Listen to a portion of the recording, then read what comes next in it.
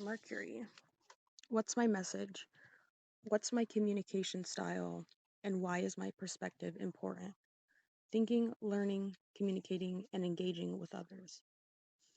Mercury in your chart is the planet of the mind, how we think, learn, communicate.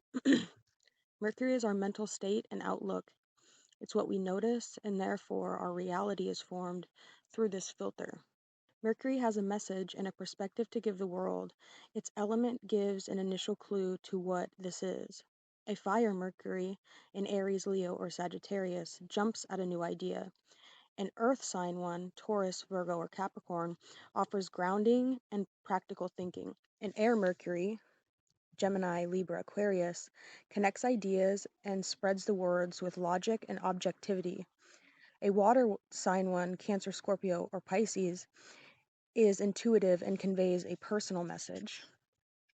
In essence, Mercury reveals the power of our mind, and its position will also show the kind of relationship we have with multimedia and digital platforms. In addition, Mercury is associated with all of our comings and goings, motion and movements, especially short journeys, education, and siblings.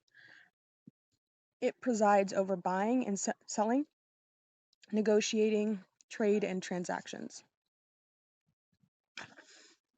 Mercury is the connector, the go-between for the internal and external realms.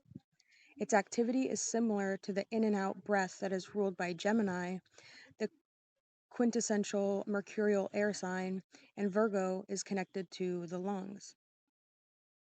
Always on. There is no doubt that the speed in which messages can be sent over vast distances nowadays is something even Hermes, messenger of the gods, may never have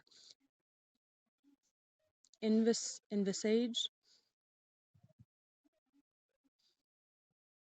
He was the only god with access to all areas, including the heights of Mount Olympus and the underworlds, mirroring the way our own thoughts can take us high or low. What technology has presented us with now the capacity to make news, thoughts, and ideas available 24/7? But although we are more connected than ever before, the price we pay for speed is a loss time to reflect. A loss of time to reflect. Our nervous systems are constantly bombarded by Mercury's messages. We are always on, always being updated, whether through news feeds, business emails, or personal messages. In the age of multimedia platforms, we exist on a diet of snippets and fragments, and our thinking can become depersonalized and skewed by other people's thought forms. It's no surprise that Mercury is the planet connected to mental health. The first thing we need to do is become aware of our own thoughts and perspective to get hold of our own truth. Connected or disconnected. Everyone can be contacted now, but it is but is that true communication? If thoughts have wings in the form of either Hermes or WhatsApp, then we are being shown that the capacity to speak to or message one another doesn't mean we feel energetically connected. We're always in a hurry and don't take time to truly understand something and think it through. We are always expected to respond immediately. It is one of the greatest paradoxes of this so-called age of connection that many of us feel more isolated and lonely than ever before. It seems the mind alone cannot meet our needs for human exchange. Meaningful connection only happens when Mercury connects with the heart. Zen mind or wild horses. It's easy to identify with our mind to get into the wild horses/runaway horse syndrome, where our thoughts control us instead of the other way around. The Zen mind, on the other hand, is pure bliss, emptiness, clarity. How can we get there even if we aren't meditating? First, we need to remember that the mind isn't everything. We're not our scrambling thoughts, opinions, or memories. We give them so much airtime, and the brain is incredible, but the heart or brain or the gut instinct might be closer to the truth. Studying our mind to reveal our own inner truth is important, perhaps more important than ever before. The brain tends to be revered as being of primary significance in defining and coordinating all of our thoughts and activities. On one level, this is true, but the brain is not the true center of consciousness in spiritual terms. That's the heart. Our own thoughts. If we think of Mercury as a kind of scanner that picks up signals from the outside world, with all its new stories, emails, conversations, and exchanges, we get an idea of how impactful the small planet Mercury is in our daily lives. Mercury is the channel through which we connect with other people and the world.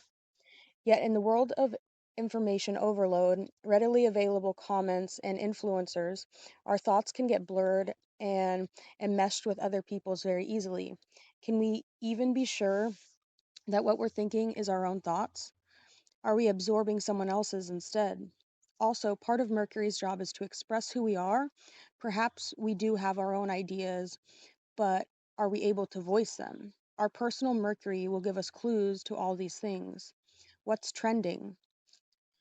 We all have our own personal news feed of repetitive thoughts and stories. We all have our own personal news feeds of repetitive thoughts and stories. We experience our own thoughts trending and find it hard to take our mind off of certain things and get distracted by thoughts that come in seemingly randomly. Our constant internal chatter can distract and distort our perception. What's trending in our newsroom is deeply connected to how we perceive and align ourselves to the world. It's almost as if our brain has cookies deposited in it that mark and trace our associations and connections. We operate in the quantum field, the psychic field of all life, and get contaminated and hooked in unless we consciously step out of it from time to time. Fortunately, developing a higher level of awareness enables us to become an editor and decide what we want to think about. The physicist Brian Cox describes the planet Mercury as a small and tortured world. Indeed, its polar regions never see light, contrasting with its hot spots to create the greatest extremes in temperature of any planet in the solar system. We see Mercury's connection to the dark areas of communication in the form of spin, gossip, news trash, trolling, buried in fake news, deceit, online bullying, remote viewing, and bad news.